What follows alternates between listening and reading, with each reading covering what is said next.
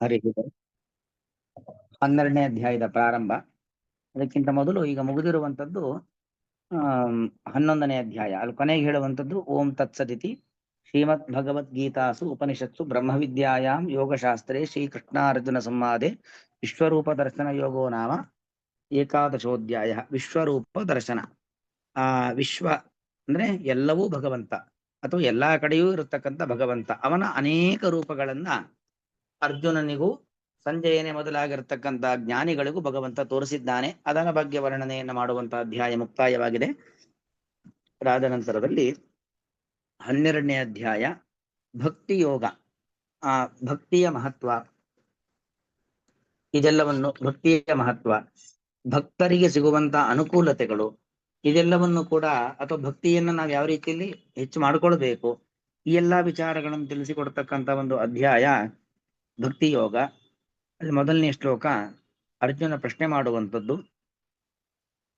ಅರ್ಜುನ ಉವಾಚ ಏವಂ ಸತತಯುಕ್ತಾಯೇ ಭಕ್ತಾಸ್ತ್ವಾಂ ಪರ್ಯುಪಾಸತೆ ಯೇ ಚಾಪ್ಯಕ್ಷರಮವ್ಯಕ್ತಂ ತೇಷಾಂ ಕೇ ಯೋಗವಿತ್ತಮಾಃ.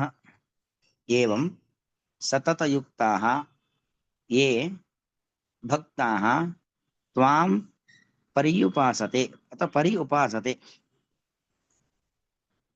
ಯೇ ಚ ಅಪಿ ಅಕ್ಷರಂ ಅವ್ಯಕ್ತಂ ತೇಷಾಂ ಕೇ ಯೋಗವಿತ್ತಮಾಃ. ಇಲ್ಲಿ ಎರಡು ರೀತಿಯಾಗಿರುವಂತಹ ಭಕ್ತರಿದ್ದಾರೆ. ಒಂದು ಭಗವಂತನನ್ನೇ ಆರಾಧನೆ ಮಾಡುವಂತ ಭಕ್ತರು, ಇನ್ನೊಂದು ಭಗವಂತನ ಪತ್ನಿಯಾಗಿರುವಂತಹ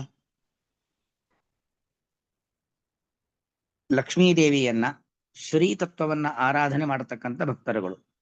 ಈಗ ಎರಡು ವರ್ಗ ಇದ್ದಾರೆ. ಸತತಯುಕ್ತ ಮತ್ತೇನು? ಸತತ ಅಂದ್ರೆ ನಿರಂತರವಾಗಿ ಯುಕ್ತರಾಗಿರುತ್ತಾರೆ. ಅಂದ್ರೆ ಧ್ಯಾನ ಯೋಗ ಯುಕ್ತರಾಗಿರುತ್ತಾರೆ. ನಿರಂತರವಾಗಿ ಧ್ಯಾನಾಸಕ್ತರಾಗಿದ್ದುಕೊಂಡು ನಿನ್ನನ್ನು ಉಪಾಸನೆ ಮಾಡ್ತಾರೆ. ಅದು ನಿನ್ನನ್ನ ಅಥವಾ ನಿನ್ನ ಪತ್ನಿಯನ್ನ. ಈಗ ಇಬ್ಬರನ್ನೂ ಉಪಾಸನೆ ಮಾಡೋ ವರ್ಗ ಒಂದು, ಲಕ್ಷ್ಮೀನಾರಾಯಣ ದೇವರು ಇಬ್ಬರನ್ನೂ ಪೂಜಿಸ್ತಕ್ಕಂಥ ವರ್ಗ ಒಂದಾದರೆ, ಇನ್ನು ಕೆಲವು ಭಕ್ತರು ಕೇವಲ ನಿನ್ನನ್ನು ಮಾತ್ರ ಆರಾಧಿಸ್ತಕ್ಕಂಥ ಭಕ್ತರು ಅಂತಿದ್ದಾರೆ. ಮತ್ತೊಂದಷ್ಟು ಜನ ಭಕ್ತರು ನಿನ್ನ ಪತ್ನಿಯನ್ನ, ಶ್ರೀತತ್ವವನ್ನ, ಪ್ರಕೃತಿಯನ್ನ, ಆ ಲಕ್ಷ್ಮಿಯೇ ಮಿಗಿಲಾದವಳು ಎಂಬ ಭಾವನೆಯಿಂದಾಗಿ ಲಕ್ಷ್ಮೀದೇವಿಯನ್ನು ಆರಾಧನೆ ಮಾಡತಕ್ಕಂಥ ಭಕ್ತರು ಅಂತ ಇರ್ತಾರೆ. ಹೀಗೆ ಎರಡು ರೀತಿಯಾಗಿರತಕ್ಕಂಥ ಭಕ್ತ ವರ್ಗ ಇರುವಂಥದ್ದು. ಸತತಯುಕ್ತಾಹ ಭಕ್ತಾಹ ತ್ವಾಂ ಪರಿಯುಪಾಸತೆ. ಬರೀ ಉಪಾಸತೆ ಅಲ್ಲ, ಉಪಾಸನೆಯನ್ನ ಮಾಡುತ್ತಾರೆ ಅಂತ ಅರ್ಥ. ಬರೀ ಉಪಾಸತೆ ಅಲ್ಲ, ಪರಿಯುಪಾಸತೆ ಅಂದ್ರೆ ಚೆನ್ನಾಗಿ ಉಪಾಸನೆಯನ್ನ ಮಾಡುತ್ತಾರೆ. ಅದು ಪರಿಪೂರ್ಣವಾಗಿ ಭಗವಂತನಿಗೆ ತಮ್ಮನ್ನ ಅರ್ಪಣೆ ಮಾಡಿಕೊಂಡು ಉಪಾಸನೆಯನ್ನು ಮಾಡ್ತಾರೆ. ಯಾವುದೇ ರೀತಿಯಲ್ಲೂ ಕೂಡ ತಾವು ಮಾಡತಕ್ಕಂತಹ ಅನುಷ್ಠಾನದಲ್ಲಿ ಲೋಪದೋಷಗಳಿಲ್ಲದಂತೆ ಎಷ್ಟೇ ಕಷ್ಟ ನಷ್ಟಗಳು ಎದುರಾದರೂ ಕೂಡ ಅದೆಲ್ಲವನ್ನೂ ಕೂಡ ಸಹಿಸಿಕೊಂಡವರಾಗಿ ಉಪಾಸನೆಯನ್ನು ಮಾಡುತ್ತಾರೆ. ಉಪಾಸನೆಯನ್ನು ಮಾಡತಕ್ಕಂಥ ಭಕ್ತರು ತುಂಬಾ ಜನ ಇದ್ದಾರೆ. ಇನ್ನು ಏಚಾಪಿ, ಇನ್ನು ಕೆಲವರಾಗಬೇಕಾದ್ರೆ ಏಚಾಪಿ ಅಥವಾ ಅಪಿಚ, ಕೆಲವರು ಅಕ್ಷರಂ ಅವ್ಯಕ್ತ ನಾಮಕಳಾಗಿರುವಂತಹ, ಅವ್ಯಕ್ತ ಶಬ್ದದಿಂದ ವಾಚ್ಯರಾಗಿರುವಂತಹ, ಅವ್ಯಕ್ತ ಶಬ್ದದಿಂದ ವಾಚ್ಯರಾಗಿರುವಂತಹ ಮತ್ತು ಅಕ್ಷರಂ ಶರೀರ ನಾಶ ಇಲ್ಲದೆ ಇರತಕ್ಕಂಥದ್ದು. ಯಾಕಂದ್ರೆ ಜಗತ್ತಿನಲ್ಲಿ ಎಲ್ಲರಿಗೂ ಶರೀರ ನಾಶ ಅಂತಿದೆ.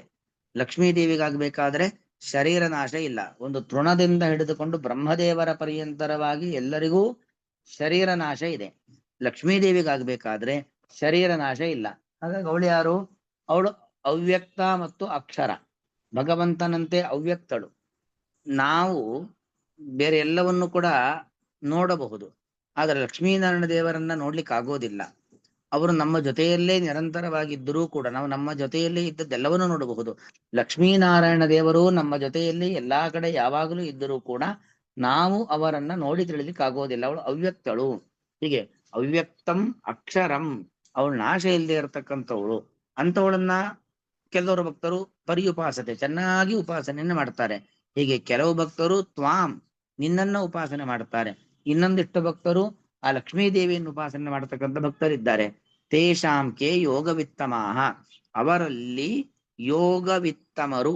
ಯೋಗವಿತ್ತಮರು ಅಂದ್ರೆ ಅತ್ಯಂತ ಶ್ರೇಷ್ಠರು, ಉತ್ತಮರಾಗಿರ್ತಕ್ಕಂಥ ಭಕ್ತಿ ಉಳ್ಳವರು. ಹೆಚ್ಚಿನವರು ಯಾರು? ಯಾರಿಗೆ ಫಸ್ಟ್ ರ್ಯಾಂಕ್ ಅಂತೀವಲ್ಲ ಹಾಗೆ, ಯಾರು ಮೊದಲಿಗರು ಅಂತ ಅರ್ಥ.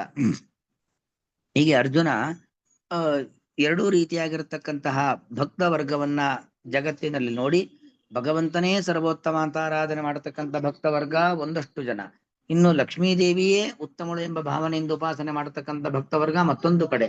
ಹೀಗೆ ಎರಡು ರೀತಿಯಾಗಿರ್ತಕ್ಕಂಥ ಭಕ್ತ ವರ್ಗ ಇದೆ.